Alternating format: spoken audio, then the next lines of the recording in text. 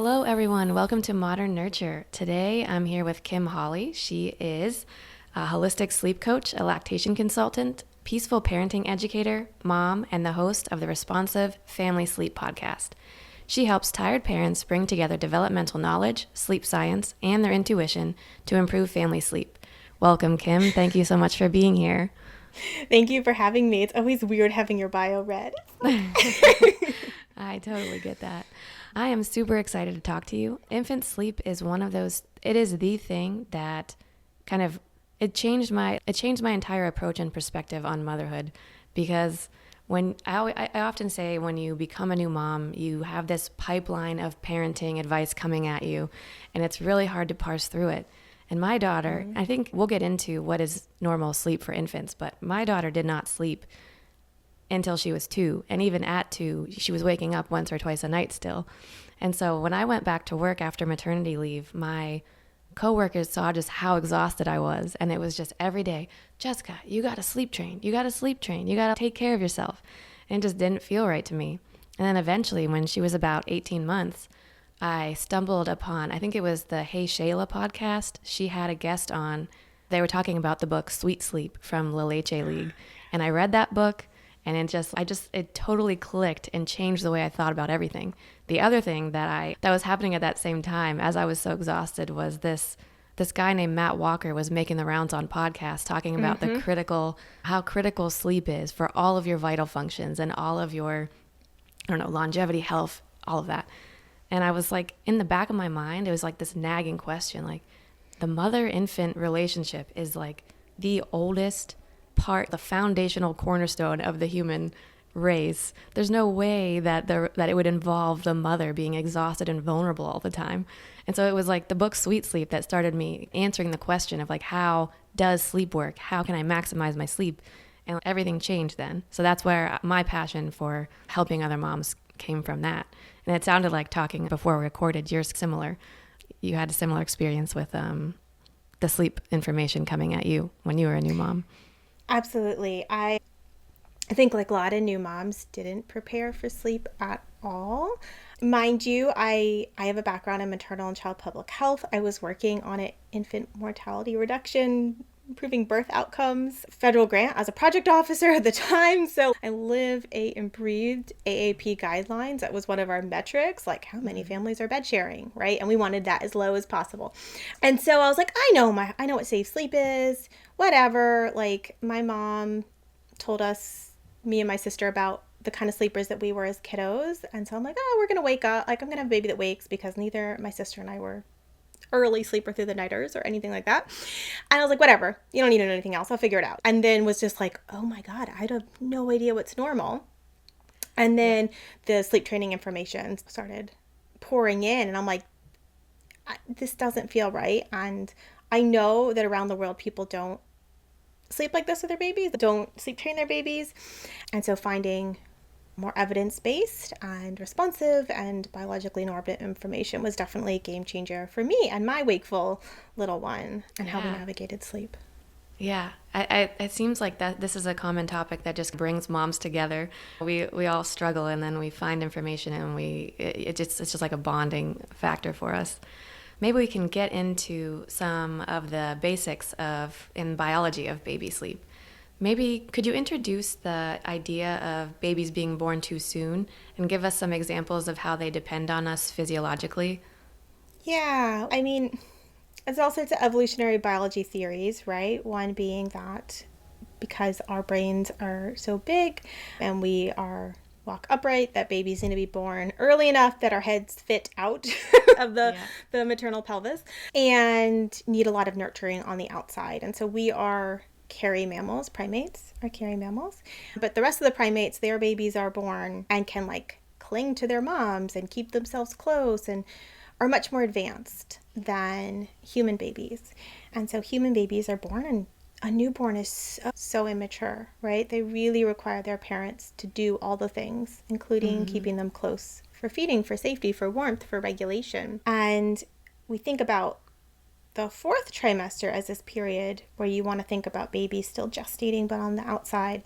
But from more of a brain development and motor skills compared to other primates, it's more like the first 9 to 18 months, baby is still more immature than most other primates when they're born. I was reading a book called Nurture Revolution, and I follow the author on Instagram as well, and she always makes the point that your baby is an infant until they're 3. And Yes. that was a really Yeah. cool framing for me, because I look at my daughter now, who's 2.5, and she still relies on me during the night for sleep, and there's so much emotional regulation that's not there.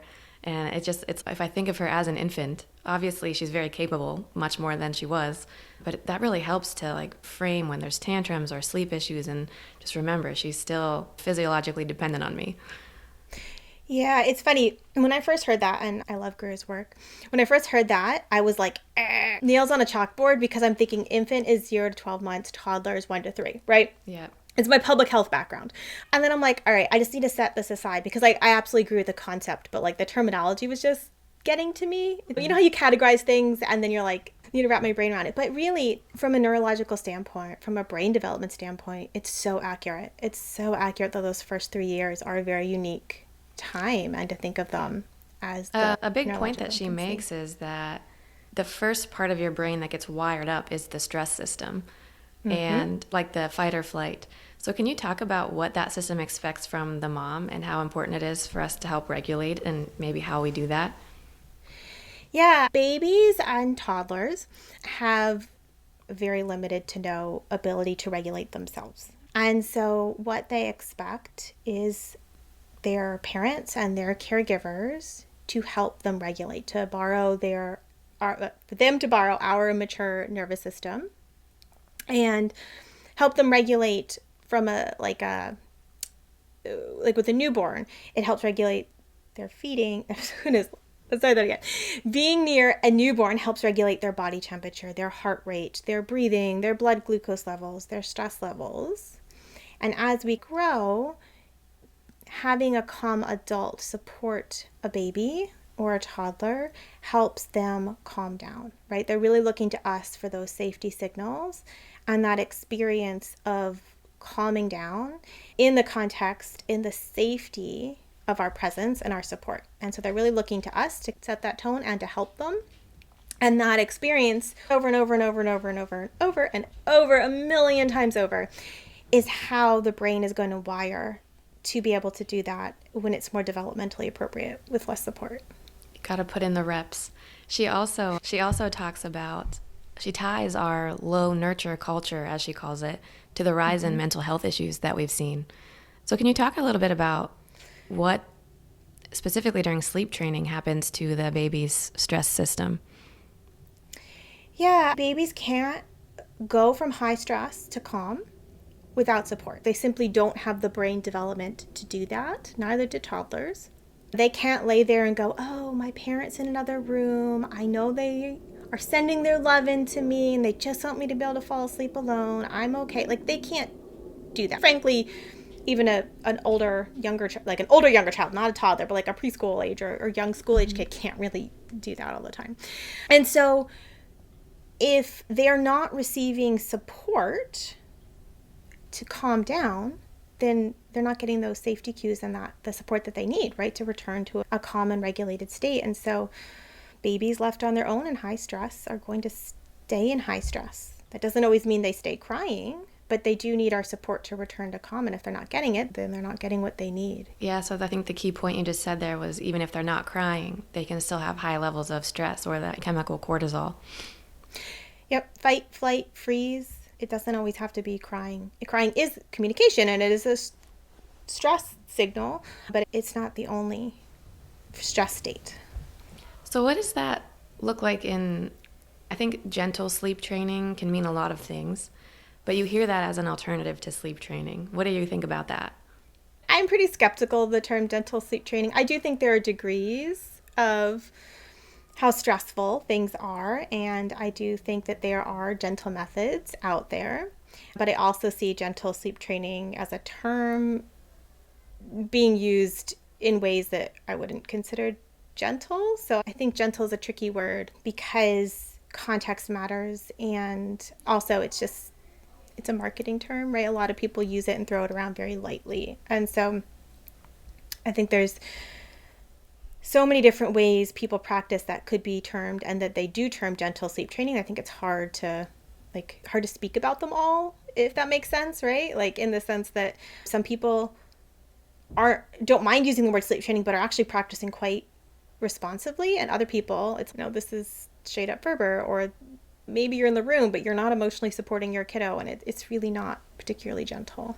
So, what does your approach look like? I know you work with people to help them with their infant sleep. So I do a lot about helping folks understand what's normal, and then how do we work with that to improve sleep or to optimize sleep. And if we are navigating bigger changes, maybe we're night weaning or moving away from bed sharing or changing some sort of unsustainable pattern that is bigger picture, then we're responsive, right? Highly responsive, supporting baby through that change, often breaking it down into small steps, and being emotionally available and supporting them through any changes that we're asking to make. And a lot of that is defined by the parents, right? With my input as far as education and what's normal, but it really is collaborative. I'm not going to come in and say, you have to stop nursing to sleep. No, nursing to sleep is normal. But if it's not working for you, then you should also have access to tools to shift that, right? Yeah. So, I guess along those lines, can you talk about what normal infant sleep looks like in the first 3 months? And what should mamas realistically expect?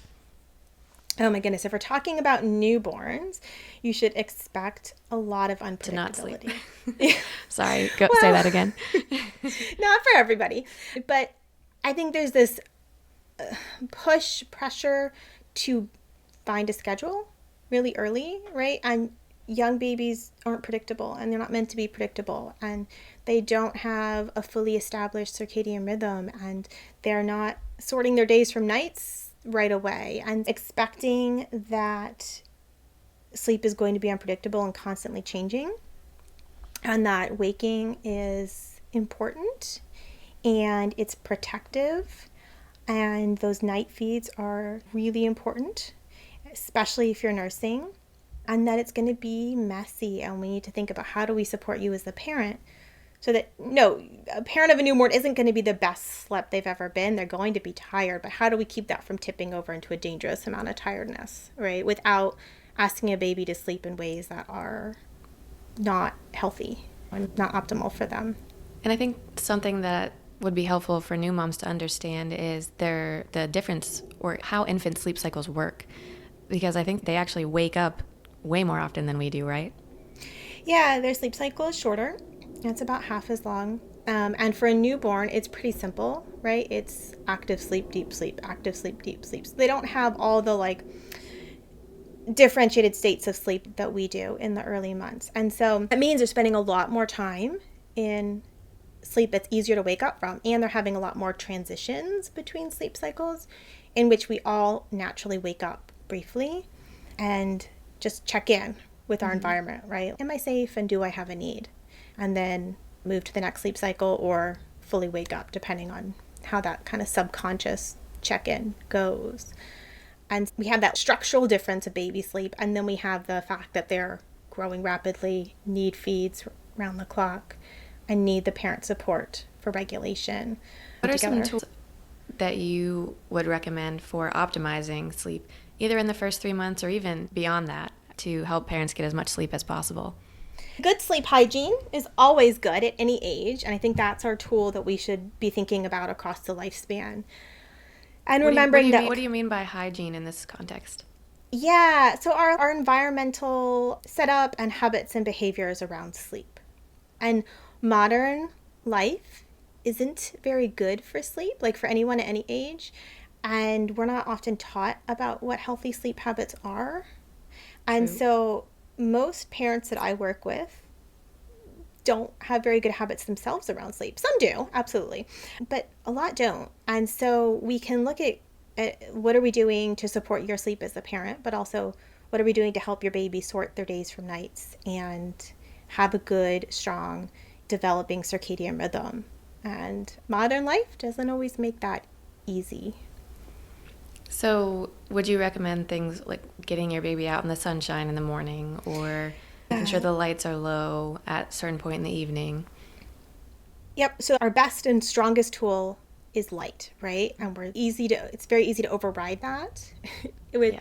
artificial lights and screens and things like that. And definitely like a regular morning wake time, natural sunlight in the morning, meaning that it's like actually like you're stepping outside or you're opening the glass part of your window and the light's coming in through the screen.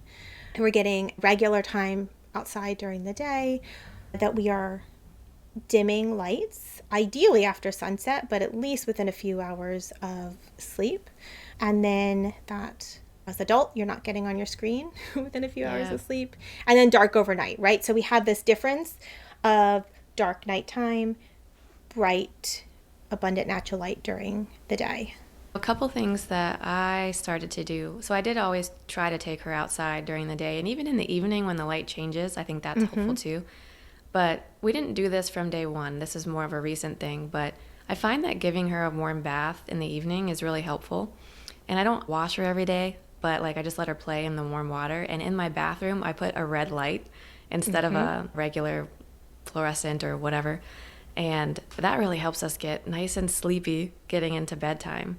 And then the other thing that I've done, and I was desperate for sleep for the first year or so, I would always go to sleep during her first sleep of the night, because that was always the longest stretch. It might be Yep. 4 hours. So that was like sometimes I went to bed at 7 o'clock at night, and I just, slept for those first 4 hours, and that made a world of difference for me. Yeah, and I find baths are hit or miss, to be honest. Like I think they Yeah. work really well for some babies, and others they like become a point of contention, Yes.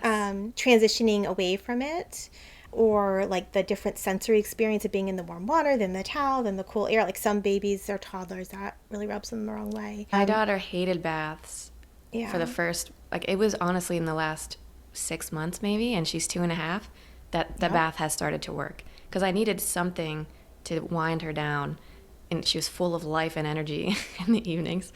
So the bath really helped. But before that, it was more stimulating and Yep. even caused her more stress. She didn't like being in the water. Yep. Yeah, you just gotta keep reading them and changing how you do things.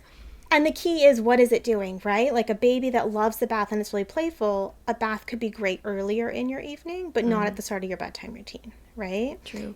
Versus, and same with a bath that's stressful, a baby that finds a bath stressful, they're covered in solid food exploration, right? So that baby maybe needs to be wiped down or needs a bath, but we don't want to do it right near sleep if it's not relaxing for sleep.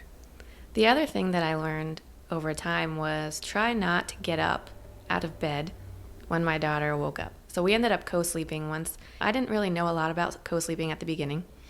And so I didn't co-sleep with her until she was at a point where I felt more confident. She was crawling around. I didn't feel like I was going to squish her quite as much. But even still, when I was co-sleeping, she would wake me up and I'd be like, oh, I'm going to go pee or whatever. And I would wake up and then I would get I would be up for so long. And so I learned to just stay laying down, don't just nurse her back to sleep, let those sleepy hormones do the trick and get me back to sleep so that I could maximize there. Yeah, when you're exhausted and your priority is getting you more sleep, that's what we need to focus on, right? Like you said earlier, going to bed early, catching that long first sleep stretch. There is something magical about 4 hours or more of uninterrupted sleep. Yep, And so exactly.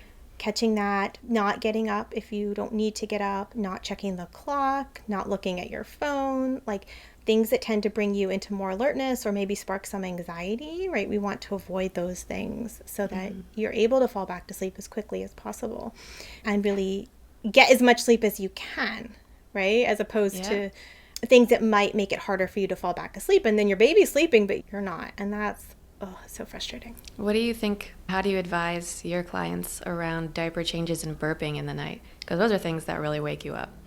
Not to do them if you don't need to do them. And I get clients sometimes, they're still burping like really old babies, and I'm like, okay, why does your baby still need to be burped? Because almost 1-year-old should really not need to be burped. And thinking about, like, are they extra gassy? Is there something going on with feeding? Is there something going on digestive wise, or are we just doing it because it became a habit and we've never stopped to think, do we still need to be doing this? Yeah, I'm skeptical about burping in the night because there were definitely times when I didn't do it and things were okay. Obviously, if they're struggling, that's one thing, but just doing it as a routine, that's another thing when you think about how mothers and babies came to be. I doubt that step was necessary all the time. It depends, right? Bottle fed babies are more likely to take in air That's than true. a Yeah. well latched nursing baby, but also there's just individual variation. But I would say that the vast majority of times we don't need to be burping babies unless we see that there's a reason. And even then, just putting them upright for a little bit and tilted onto their left side, so onto your right shoulder, just holding them there, giving any gas a chance to work its way up. Yeah, Is totally good. fair. I was just reflecting on that in terms of my own experience. So I did nurse during the night and I didn't find I needed to burp very much. But yeah, Yeah, that's a I good point never about burped ever. yeah, I think I definitely started off doing it because that's what I was taught, and then over the weeks I was like, this doesn't seem to be necessary for my daughter at least. I couldn't get her to take a bottle actually, no matter like I tried to for a while and I was like, well, she just doesn't want this. And it was during COVID, so I was home, which was nice. Talking more about kind of sleep recommendations, like I said, I found co-sleeping to be the solution for me. Is that something you recommend to your clients, or what kind of sleeping arrangements do you think work the best? I think what works the best depends on the family. Yeah. I don't think there's a one size fits all. I am very comfortable talking through safe co sleeping with my families. I'm not going to tell someone that safe bed sharing is the right option for them, but I do try to talk through and we think about what their goals are, what kind of baby they have, what is safe, what is not safe, right? If you're falling asleep with your baby in a recliner because you're scared of bed sharing, we have some Not good. skewed risk going on, right? Because it's not safe to fall asleep with your baby in a recliner. It could be safe for you to be bed sharing with a safe setup. And I leave that choice to the family, but we'll educate on safe bed sharing, we'll educate on safe floor beds, we'll educate on how to think through those night feeds. And so they know they have options. And I work with a lot of bed sharing families because I am very comfortable in that space, but certainly not all of them. Do you find that there are common concerns or misconceptions with the families you work with when you talk about co-sleeping? Lots of anxiety, lots of fears of SIDS, Yeah. lots of fears of never getting the kiddo out of their bed. Yeah. Lots of my brother's, cousin's, wife's, whatever, someone in their circle, or my sister has started bed sharing and their kid is insert any age in the future and they can't get it out of their bed. And okay, we don't need to take on other people's problems and other people's journeys, right? Because one, Yeah. is it a problem for them? And two, did they actually seek the right help to make that transition if it was for them? So I feel like that spiral to, if I do this now, I'm never going to be able to stop, is a big struggle, no matter what it is, whether it's bed sharing or it's nursing to sleep or it's rocking to sleep or night feeds, any number of things. Our society really sets us up to spiral with all Yeah. the fear-based Yep. messages. You're touching on a lot of things I wanted to ask you about, so just taking them one at a time here. I know that a lot of people, including myself, when I was the mom of a newborn, I was really worried about co-sleeping and SIDS.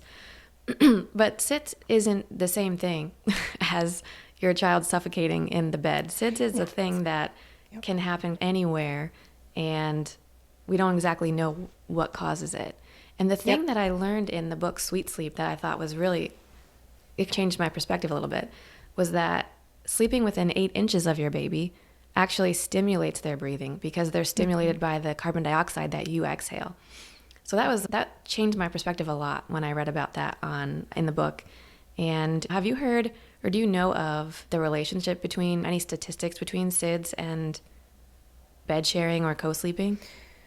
So it's tough because we can't set up an experiment around SIDS, right? It's all a case control type studies, epidemiological studies, rather than an experimental study. And not all those studies collect all the variables we would need to know. Like they don't all account for all the known SIDS risk factors. But when we do look at the good studies, you know, it seems to be more related to risk factors than to bed sharing, right? Yeah. Can you talk about a couple of those risk factors? Yeah. Gosh, I wish I could remember the statistics. It was from a talk I saw Jim McKenna do last summer. Or maybe it wasn't in his talk. Anyway, whatever.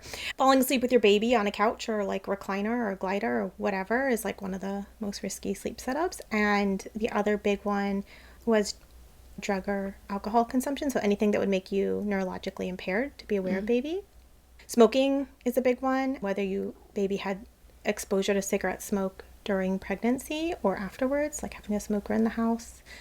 Tummy sleeping, soft bedding. Teasing, you have to tease out things, right? Soft bedding can be a suffocation risk, but also overheating can be a SIDS risk. There's some messiness, and also people use the terms inappropriately, like all the time. But when we're thinking about bed sharing, we need to think about suffocation and entrapment and things like that, but we also need to think about the SIDS risks. And there are things like that are not modifiable. SIDS risk is highest between 2 and 4 months. It's higher in boys. It's higher preterm babies, especially like high risk when bed sharing. There's all sorts of interactions, some of which we can control and some of which we can't control. And that's why the safety profile is very individual. Do you happen to know what it is about smoking that causes this to be a risk factor? Do we know? It affects how easy the baby will arouse themselves after an apnea, is my understanding. And I don't know all the brain science about it, but it affects their ability to pull themselves out of it. Okay, gotcha. So you talked a lot about some of the risk factors. Can you talk a little bit about safe co-sleeping practices, just so the listeners are aware? Yeah, I mean, you mentioned Sweet Sleep a lot. I love the Safe Sleep 7. I think it's a good organization of what all the big people are saying, all the same stuff, right? Like the big researchers and writers on safe bed sharing are all saying the same thing, but Safe Sleep 7 is just a nice, tidy way to think about it, right? Yeah. So we have a nursing, sober, non-smoking parent. And I do think it's important to think about the sober piece is not just about, did you have wine with dinner, but like any medication, even if it's over the counter, that might make you drowsy, that might make you sleep more deeply, or even getting less than 4 hours of total sleep in the previous 24 hours, you're technically neurologically impaired. And so that parent should not be sleeping by their baby until they've gotten a bit more sleep. Not 4 hours straight, 4 hours total, if you really had not slept in the previous 24 hours. And then we have a baby who is healthy and full term on their back when not nursing, lightly dressed and not swaddled. And so risk factors here are like the preterm and low birth weight babies, a tummy sleeping baby, a baby that is swaddled, a baby that has too many layers on. And then they're on a safe surface, a firm mattress, really decluttered by excess soft bedding. Parent is generally in the cuddle curl position, arm above baby's head, knees pulled up, parent on their side. Baby is at chest height, roll to their side to side lie nurse, roll back to their back to sleep. And I think that troubleshooting the bed, like the perimeter, are there gaps the baby could wiggle into? Is there excess bedding that we need to remove? What would happen if baby were to roll to the edge? All that kind of like just think worst case scenario and troubleshoot, because an adult bed is not designed for safety, and most Western beds are full of fluffy stuff and high off the ground as compared to some cultures who sleep on much more lower and more minimalist beds. Speaking of safe sleep surfaces, do you consider the mother's chest, if she's lying on her back, to be a safe place to sleep, a safe way to sleep? I will just be really blunt. We don't have the evidence to say, right? So it is both probably the most biologically normative way to sleep, but also we don't have good evidence to advise what makes it more or less safe. There's common sense things you can think through, but I hate to say it, and it's not very nice to think about, but evolution does not mind if some babies were to die. We have a very different sense of risk in modern society. We don't want any risk, or we want to minimize as much as possible, but that's not how evolution works. And so there's so many different layers that, like, do I have families coming to me chest sleeping? Of course. Did I chest sleep with my kiddo some? Yes. But as a sleep coach, I'm not going to advise somebody that I can tell them how to do that safely. If they can't get baby on their chest, I might be like, okay, how do we minimize the risk here? But there's not really guidelines or evidence around what that should look like. Interesting. Yeah, that's good to know. Maybe we can shift gears a little and talk about the sleep patterns over the first 2 years. We talked a lot about the newborn. How does the sleep evolve over the first 1 to 2 years? And when should mamas expect to sleep again? Do you ever get that question? Yeah, and there's no simple answer because it depends, right? There's such a wide range of normal. It depends on the temperament of your baby. It depends on what else is going on. It depends on what you mean by sleep again. Yeah. But babies are designed to wake, and older babies generally wake 1 to 3 times a night. That's the average. Some are going to wake more, some are going to wake less. And it's still like their stress system trying to check in, make sure they're safe. That's just part of their roadmap they're on developmentally. We all wake between sleep cycles. And if you wake, subconsciously you check in with your surroundings. Am I safe? Do I have a need? It's going to take a lot for you to feel unsafe as an adult, right? You can logically, oh, that was the house settling, that creaking over there, or that was the dog. Or if you wake and you're like, I'm cold, you might pull the covers over you without even thinking about it. Or you might kick your partner if they're snoring. You're like, oh my God. But if you're thirsty, you're going to go get a drink, you're going to pee, you're going to adjust the temperature, turn on the fan. Like you do a lot of things, and some of those you don't remember the next morning. Like a baby, if they do that same, they will. When they do that same check, they can't do any of those things for themselves. Now they're a young toddler. And it takes a lot less to make them feel unsafe, right? Simply being separate can put them into alarm. So it's not always because they're stressed. Sometimes they just might need that snuggle in to just be able to go back to sleep. They're not super stressed, but they need that co-regulation, that connection. Sometimes they're thirsty. Sometimes they're hungry. Sometimes they're just uncomfortable and can't fix that for themselves. And so there's so many reasons that humans have needs in the night, and so many things that babies and young children need us to support them with. And then if they had that check-in and they're actually feeling quite good in their body and comfortable and good, then that's when they're more likely to consolidate longer stretches of sleep. There's really a lot of pieces that shape those wakes. And young toddlers, does their sleep cycle get longer during the toddler years, or does that take past toddler years for that to be more like an adult's? It's somewhere in the preschool years that the sleep cycle resembles an adult sleep cycle, somewhere in the 3 to 5 range. Got it. And yeah, it's normal for young toddlers to wake. If you look at the percentages, yeah, more babies are waking than toddlers. Like the average wakes are higher in the first year than the second year, but that doesn't mean that it's like abnormal for toddlers to be waking. Lots of toddlers do. And so what does that look like? It's going to ebb and flow. It's not like a straight path from your newborn waking every 2 to 3 hours to 4-hour stretches to 6-hour stretches to 8-hour stretches. It really is something that changes as development changes.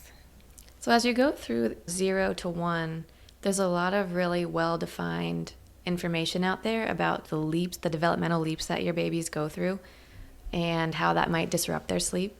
But I found from 1 to 2 and maybe 2 to 3, there's less information around that, but it seems to still happen. Do you know if so I think teething is a big one that happens between 1 and 2.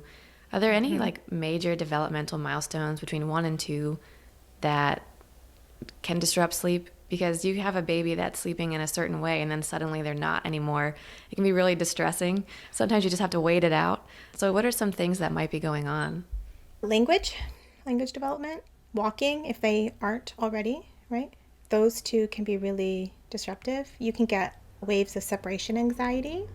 Sometimes it's simply like it's time to drop the nap from 2 to 1, and that's part of what's making sleep wonky. It really could be also pieces that have to do with more what's going on, like in your kind of world. Maybe they switch daycare rooms. If they're in daycare, that's a new caregiver. That's a big change. And so development and teething are pieces that can derail sleep, but sometimes it's, we need to change our rhythms and routines also to meet where their sleep needs are at.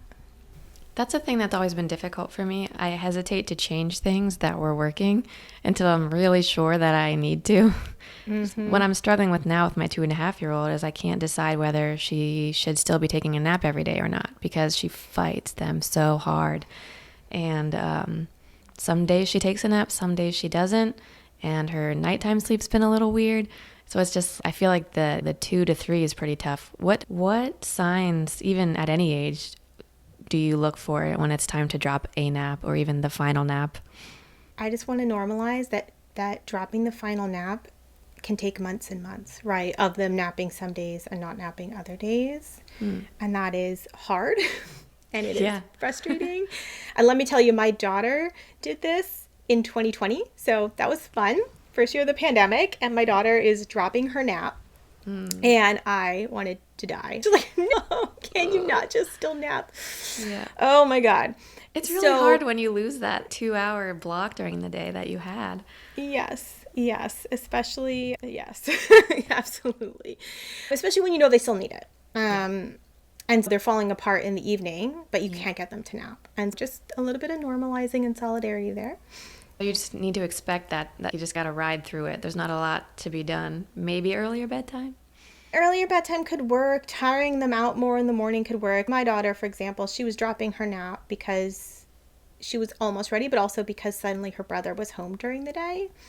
And she was nosy, and she was not going to calm down with other people in the house. My husband was home, her brother was home, and she was just like, what are they doing up there? What's virtual school like? What's going on? What's daddy doing? And there was nothing for me to do because it was 2020, right? Yeah. But my son dropped his nap at a similar time because I have early nap droppers, and it was messy. And I see that a lot with my clients, right? It just, nap transitions are often messy. They're not neat, clean, flip a switch. Yep. And sometimes it's the nap being fought a lot. Sometimes it's how short it's gotten. Sometimes it's how it affects bedtime, like to fit the nap in, then suddenly bedtime is really late and that's not working. Depending on how old your kiddo is, it might be worth playing around with timings before if you're not totally convinced they're ready to fight a nap, capping earlier naps for baby napping multiple times a day. Fighting a nap doesn't in and of itself mean it's time to drop the nap, but it does mean that we need to bring some attention to what's going on and see, is it time to drop? Do they need more activity? Do they need more of a calm down period? What's going on here? What I'm trying to do right now is just hold steady and try napping every day, give her the chance, because I suspect if we get to spring, when it's not so bitterly cold, she likes to play outside in the winter, but she just doesn't like to do it for very long. Even if she's dressed appropriately, she just doesn't have a lot of patience for the cold air. So I'm thinking maybe in the spring when she spends a lot more time outside, it's either going to revive the nap or it will prove to me that she's really over it. So if I can hang until then. Yeah, either that morning sunlight and fresh air, she'll come in ready to nap, or she'll be like, nope, bye nap. Yep. You touched on this a little bit. There's probably no answer. But if someone asked you the question, how long should I expect my baby to stay in my bed with me? When will they be developmentally ready to move? Is there an age range, or is it really just dependent on the kid? It really just depends on the kid and how hard you want to push on it, right?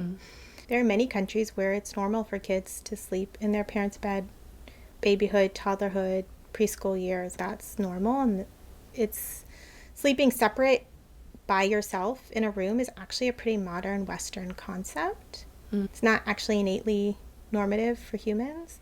Doesn't mean you can't work on it. It doesn't mean it's like a bad thing to do, but just I think it's a perspective that most of us don't think about, that it's actually humans are social sleepers, and that's our norm, biologically speaking. But it really depends, like how much is your baby or toddler waking?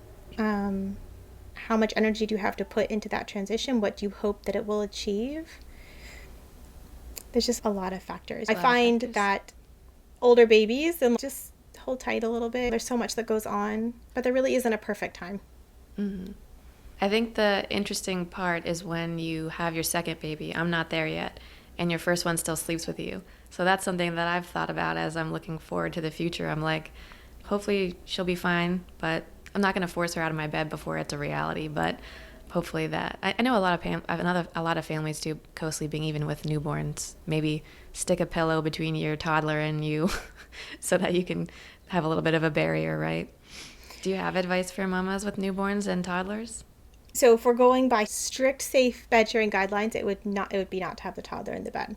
If we're going by practical reality, you would need to know that your toddler understands enough that they can't climb into baby's space. And I wouldn't necessarily put a pillow, because I wouldn't want you to bring baby onto the other side of you next to the pillow.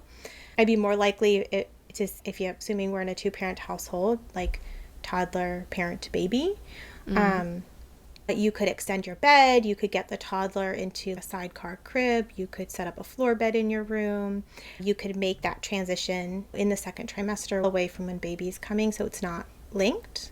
the baby coming. I think it's good to have a plan B thought through just in case, like, the baby's waking up the toddler or the toddler is doing things that aren't safe. I think it's good to have, okay, what's our plan B? What is another option, and have we laid enough foundation that's not going to be traumatic for everybody? Can my partner, can his other kiddo's other parent take them and sleep with them so they're co-sleeping with one of the parents, even if it's not, so just thinking through those options so you have some plans, because you don't ever really know what kind of new baby you're going to have. Maybe they go fine into the bassinet in those early months. Yeah. And it's not a big deal. Or maybe your toddler goes off the rails with sibling jealousy, and maybe it goes smoothly. You just don't know. Mm-hmm. So you are in favor of having the family do whatever works for them, it sounds. So there's definitely common infant sleep advice tools like swaddling. So I guess, what do you think about these kind of things? Swaddling, using the SNOO. Do you have any families that use the SNOO? Do you have thoughts on these things, or are you like, hey, we have these things, use them if they're working for you? Yeah, so I think there's doing what works for you, but also if that isn't working, then we need to be willing to explore different options, because something has to shift if we want to shift things, if that makes sense. I really don't like this now. I don't. I think that there's spaces where it can be a tool when families really don't have enough support. But I mean, it's designed to take the place of a parent comforting their baby at night, and it's so movement restrictive. It can interfere with cue-based feeding. I give the side eye to strapping all these wireless devices on new babies. I don't think we know enough about that from a safety perspective. I've had families use the SNOO, and in very specific situations, it was the right move for them. They didn't have the resources they needed for sleep to be sustainable. I don't like the SNOO, and I'm not saying it's never appropriate. It wouldn't be my first choice, but I think we sometimes have to realize we live in a really unsupportive society, and so sometimes we have to make a choice that's the best choice. Are there any other sleep tools, sleep advice, or sleep props that you... I'd say I see people sometimes using baby monitors and then putting their baby in unsafe sleep situations because they have the monitor on them. So that's problematic. It's a false sense of security is a good way of thinking about it. But a lot of sleep things, they either just work or don't work. Like when people ask me, what's your favorite sleep sack? I'm like, I don't know, the one you like, the one your baby likes. There isn't a perfect swaddle or a perfect sleep sack or a perfect sound machine or any of those things. Yeah, totally agree there. I went through a lot of different sleep sacks with my daughter. She definitely needed something to feel like snuggled in when she was napping, but had to have the right one, had to find the right one. Do you have any, I guess, what would you say to mamas who heard some of the stuff we talked about, especially around sleep training, and they already sleep trained their babies? I don't want anyone to feel like guilty or ashamed or anything like that. Yeah, I think it's really important to know that you can always start being more responsive and lean into connection more. And that I think it's also important to remember that babies experience sleep training very differently depending on their temperament. So some babies actually aren't that stressed when they're sleep training, and some babies are very stressed when they're sleep training, and most babies are in the middle. And so most parents are simply trying to make the best decisions for their family with the information they have and the support they have. And we're all just trying to do our best, and we're all going to mess up sometimes. And rather than beating yourself up or dwelling on it, it's just, okay, what path do you want to take from here forward? And in what ways do you want to lean into connection more around sleep?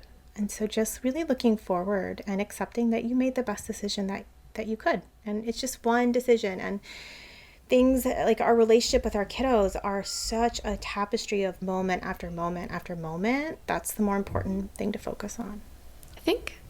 I think we covered a lot of what I wanted to hit on today. I know we're coming up on time for you to go.